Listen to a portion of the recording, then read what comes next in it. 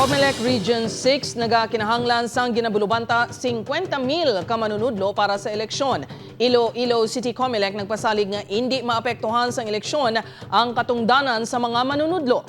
Ini ang gintutukan ni John Sala.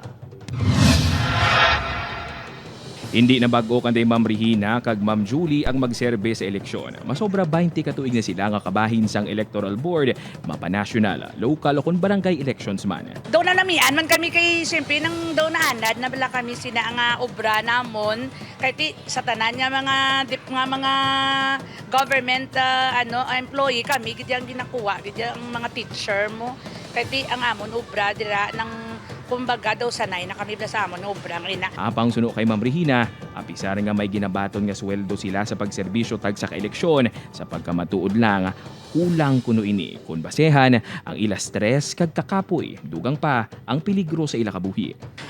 Actually, ang ginabayad, hindi magid siya makakompensate sang amon nga ginaano as a Board of Election Officers. Kaso lang, kay this is part of our ng obligation as a teacher to serve as BEI.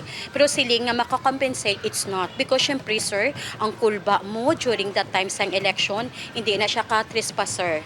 But because again of our obligation as a teachers, so we need to tackle that obligations. Pila lang sila sa mga ginubulubanta 2,000 ka mga manunudlo nga i-hire sang Iloilo City Comelec nga magaserbisyo sa BSKE sa Oktubre.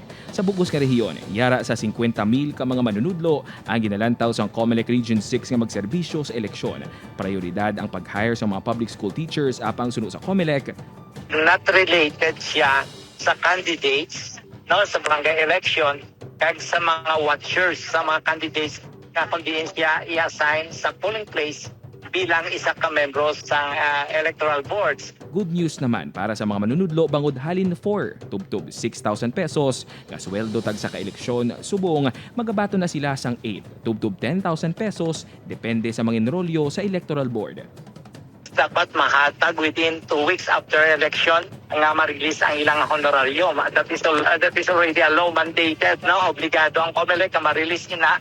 Samtang nagpasalig man ang Comelec na hindi maapektuhan ang klase sa mga estudyante sa pag-umpisa sa pagpanghanda sa mga manunudlo nga magaserbe sa eleksyon. Magasugod ang training sa mga manunudlo September 30 tubtob October 14.